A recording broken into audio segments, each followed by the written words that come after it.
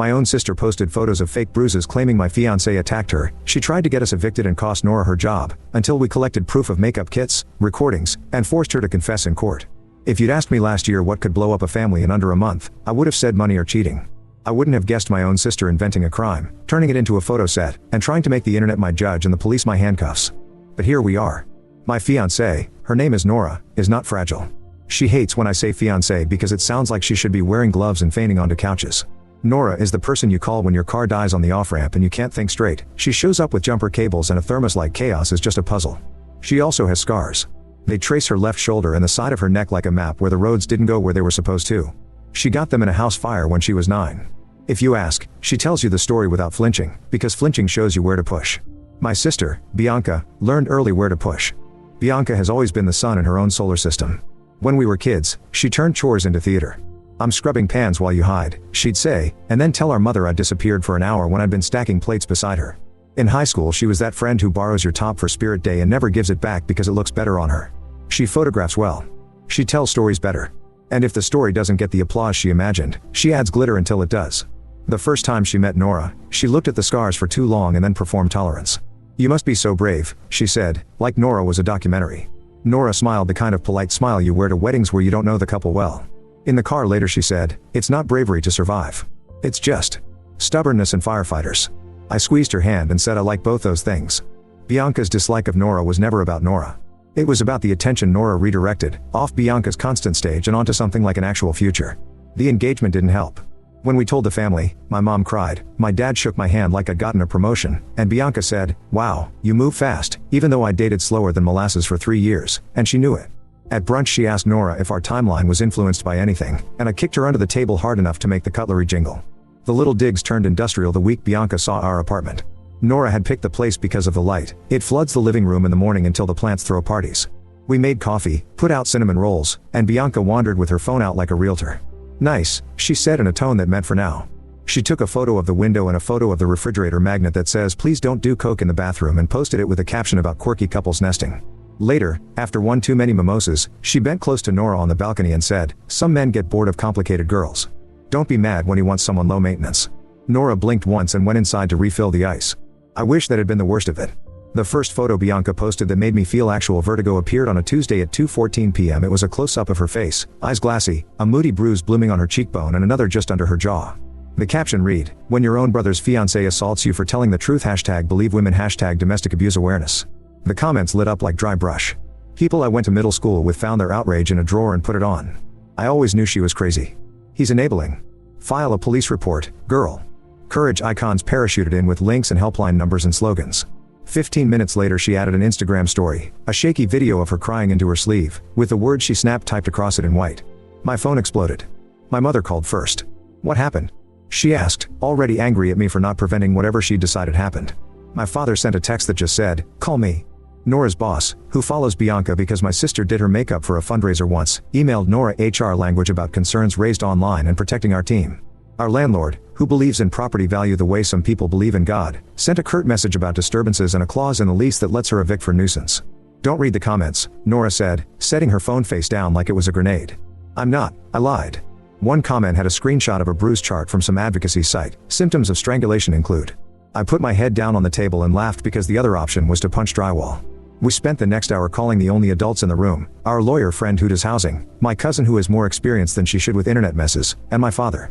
Mom wouldn't pick up. She texted Bianca is at urgent care and then a string of prayer hands emojis like that could bless a narrative into existence. My cousin Marco texted me a screenshot from Bianca's close friends list. The video clip showed Bianca in her bathroom, hair up in a towel, dabbing at her face with a sponge. "This foundation has such good coverage," she said breathily. A palette sat on the counter, dark purples, sickly yellows. In the caption bubble she'd typed, "Not the bruise kit making me look like an extra in Law and Order." Marco wrote, "Taken yesterday." She forgot I was still on the list. I held my breath until dots danced in my vision. Then the breath became a laugh that wasn't a laugh. Nora put her forehead on my shoulder and said, "Into my shirt, we are going to be okay." We drove to Bianca's apartment. Not to fight, Nora made me swear, but to bring her the sanity of a timeline. Bianca opened the door with a performance face on, tears perfectly shining, bruise perfectly centered for light. She staggered like the world affected her more than it affects other people. "You shouldn't be here," she said. "I'm not safe." "Cut it out," I said. "What are you doing?" She flinched theatrically at my tone. "See?" she said to the room, which had no cameras but still felt like it did. He's angry. Nora, saint or genius or both, stepped past me and put a little folded stack of papers on the counter. These are the screenshots from your story yesterday, she said calmly. And the text you sent Marco asking if the bruise kit looks realistic. And the timestamp from your bathroom mirror selfie that shows the clock at 9:07 p.m. She pulled out her phone. Also, I recorded our call this morning. When you said, and I quote, "You should have thought about who you were marrying before you made me do this." Bianca's face did a new thing, like a mask cracking. "You can't record me," she said. "In our state," Nora said softly, "I can." And I did.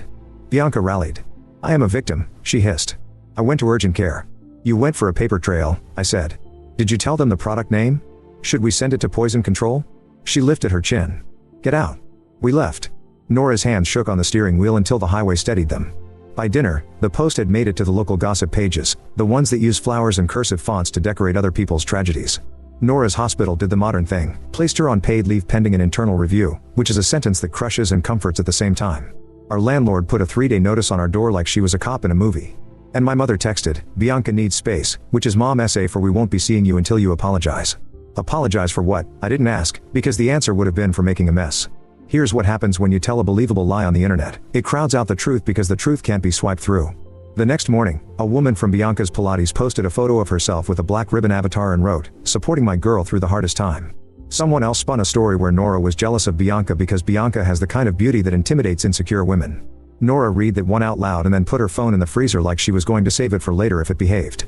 Our first good break came from someone who hates Bianca in a purely aesthetic way. Sasha, a makeup artist who used to freelance with her, slid into Nora's DMs. "She bought Ben Nye stage bruise wheels for me last month," Sasha wrote. "Said it was for a Halloween tutorial in April. I'll sign an affidavit." I asked for a receipt. She sent an invoice with Bianca's name on it and a photo of Bianca holding the pallet and laughing.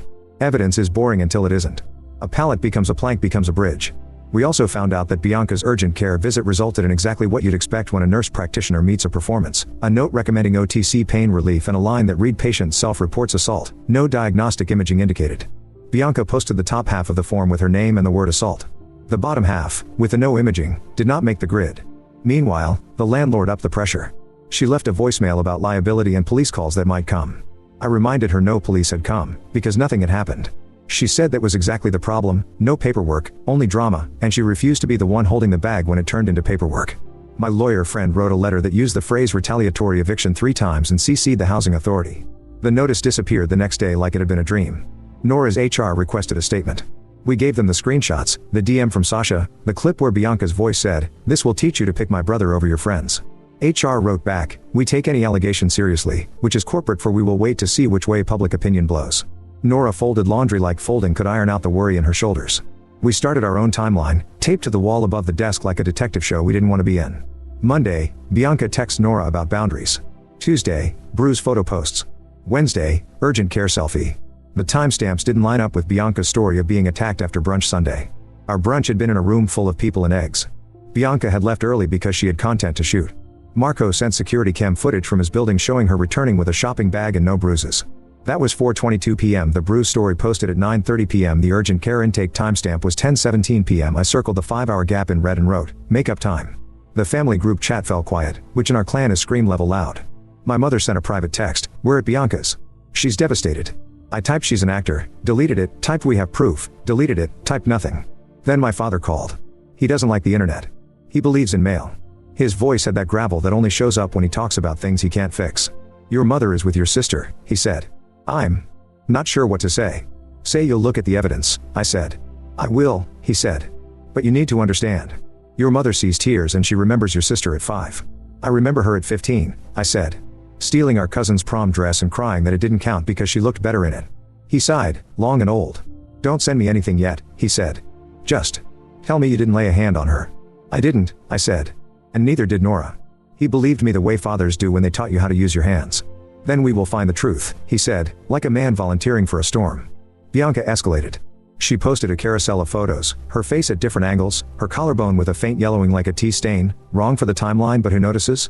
A shot of our building door with the intercom and the caption where it happened. She tagged an advocacy group.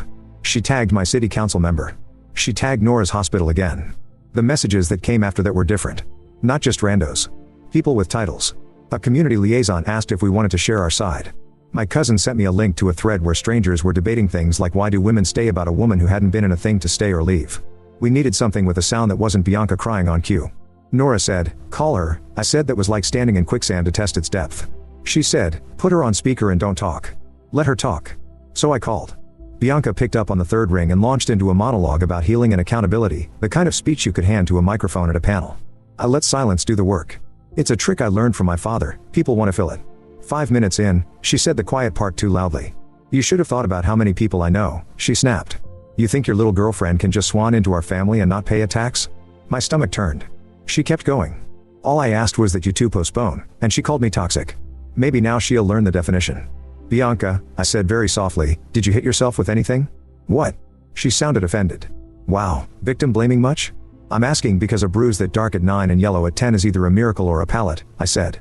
Her breath clicked. You're disgusting, she said. I hope your boss sees what kind of man you are. I don't have a boss, I said. And we have your story from last night with Marco, and the pallet, and the timestamps. I'll delete it, she blurted, then caught herself. I'll correct it, I hung up. Nora stared at me. Did she just? Not enough, I said. But close. We saved the call. We saved everything. I forwarded the audio to my lawyer friend, who said the sentence I'll delete it may not be the confession it felt like, but it was a start, especially with the timestamps and the DM from Sasha. You need corroboration that isn't blood, he said. Someone who saw her make the bruises, someone who knows she planned a storyline. Who would she brag to? Nora asked, then answered her own question. Everyone. We made a list, Bianca's makeup artist friends, her Pilates buddies, the bartender at the place where she trades dog content for free drinks, our cousin Elena, who once filmed Bianca practicing a crying selfie in the mirror because natural tears don't photograph. We sent messages that said, we're trying to stop a lie from becoming a record. If you know anything, please call me. We didn't expect much. We got more than we deserved. Elena sent a voice memo recorded weeks earlier at a brunch Bianca had hijacked. In it, Bianca can be heard clinking a glass and announcing, you guys, I have the storyline of the year. Forks pause. He's choosing her over me, she says, a breathy half laugh. So I'm going to choose the narrative. Someone, Elena, bless her, says, no. Bianca, undeterred, relax, it's makeup and a lesson.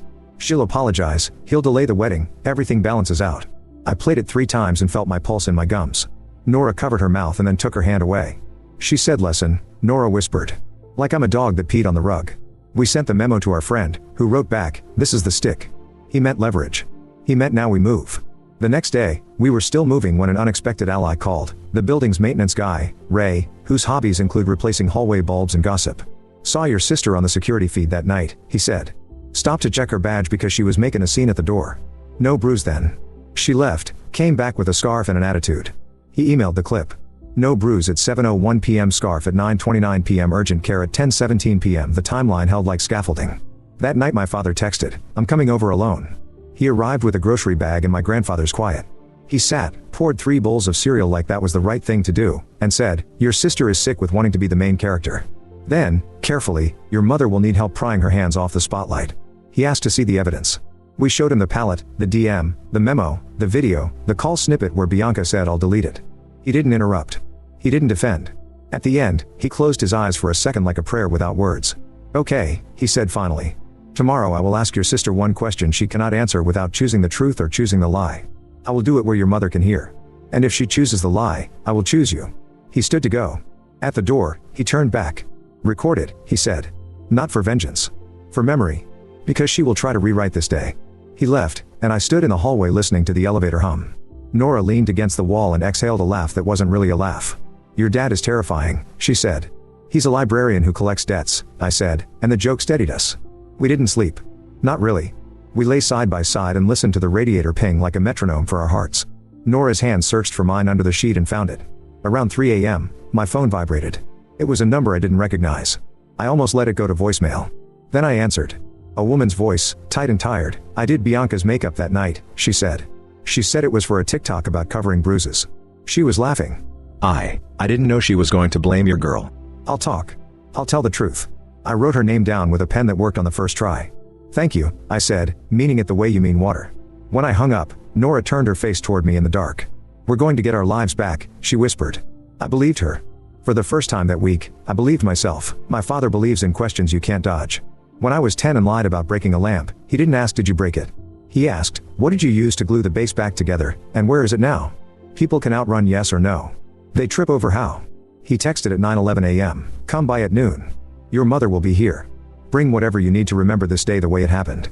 We put our phones on airplane mode, opened the voice memo app anyway, old habits, and drove to my parents' apartment with a folder that looked like a homework assignment from hell. Bianca was already there, staged at the end of the couch under the window like a daytime talk show guest. The bruise was back, darker than yesterday and wrong for the calendar. My mother sat close, kneecaps touching, as if proximity could vote. My father stood by the bookshelf, hands in pockets, the way he stands at wakes, present, steady, unwilling to make the room smaller by filling it with his voice. He didn't open with the word why. He said, "Do you still have the makeup palette Sasha sold you?" Bianca blinked. The question forced her to pick a lane. Either what palette? Which we could then hold up on an invoice with her name on it, or no, which admits it existed. She went with indignation. "You're interrogating me over cosmetics?" He looked at my mother. "He's asking about the tool your daughter used to make this happen." Then he faced Bianca again. Second question, when you told Elena you had the storyline of the year, did you mean accusing Nora publicly, or privately with lawyers present? My mother flinched. "What is he talking about?" Bianca rolled her eyes. "He's twisting my words. I was venting. I said storyline because everything in my life becomes a story online whether I wanted to or not." Third question, my father said gently. "At 7:01 p.m. Sunday you walked into Marco's building with no bruise. At 9:29 you came back with a scarf. At 10:17 you checked in at urgent care. What happened in those 2 hours? You're timing my pain?" Bianca said, tears arriving on cue. "Do you hear him?" She turned to my mother. "He's timing my pain." My mother looked at the coffee table as if the wood grain might offer a script. "Bianca, if you have something to say it now," she whispered. Bianca straightened, sensing a new audience. "I was assaulted," she said clearly, to the room and the window and the version of the internet she keeps in her head. Nora reached into the folder, slid out a printed screenshot of Bianca's bruise kit story from the night before the post, and placed it on the table. No lecture. No flourish. Just paper landing. Then she set down the DM from Sasha, the urgent care note that said no imaging, the security timestamp shots, the transcript of the phone call where Bianca said I'll delete it, and finally Elena's voice memo printed with timecodes. It was a still life of a lie. For a long moment, nobody breathed. My mother read the line I'm going to choose the narrative 3 times, lips moving. My father didn't look away from my sister's face. Bianca did what people do when evidence refuses to blink, she tried to step around it. "This is harassment," she said. "You're all ganging up on me because he can't control his girlfriend." "Fiancée," Nora said softly, and then, because even kindness can be edged, "also, you can stop calling your violence mine." Something in Bianca snapped, you could hear it, like a hanger bent too far. "She's taking you from me," she hissed. "She doesn't know how this family works. She doesn't know what we've been through." My father stepped forward then, only half a pace, but it changed the air. "What we've been through," he said, calm as a judge at a picnic, "is letting you make messes and handing you brooms like we're grateful for the chore. What we have not been through is accusing an innocent woman of a crime because you wanted a bigger headline." "Dad," Bianca whispered, as if the word could rewind him back to soft. He didn't raise his voice. He asked his last question. "Did Nora hit you?" Bianca looked at the window, the table, the folder, my mother, me. The truth was the shortest path. She took a longer one. "It's complicated," she tried. He shook his head, once. "It is not." She understood something then, maybe not conscience, but calculus. She saw the math of this room. She saw my mother's hands, clenched and white. She saw our recorder, not even hidden. She saw the end of every bridge she thought she still had. "No," she said finally, the word like a fishbone. She didn't. My mother made a sound I've only heard once before, at a funeral, when someone dropped a ring into the grave by accident. She covered her mouth with both hands and stood too fast, knocking her knee on the table. "You, Bianca, you said. She looked at Nora and then away, shame like a shadow. Nora didn't gloat. She stood too. "I don't need an apology right now," she said. "I need you to help us fix what you broke." Bianca's head snapped up. "You want me to post a retraction? They'll crucify me." "They?" my father asked. "Your audience?" She stared at him like he had said an unkind word in public. "I'll lose everything." "You won't lose everything," I said. "You'll lose a lie. There's a difference." She cried then for real, the kind that reddens the skin and does not look good on camera. "I don't know how to come back from this," she whispered. "You don't," my father said. "You go through it. And you don't get to drag other people through with you." We didn't hammer out the rest in that room. There are things courts do better than families. We left with the recording, the admission, and a promise from my father to testify to what he heard if it came to that. My mother hugged me at the door without asking permission, bark hard and desperate, and whispered, "I was wrong. I am so sorry." She didn't try to hug Nora. She asked. Nora said yes and let my mother hold her like a person hugging both apology and fear. Our lawyer friend moved fast.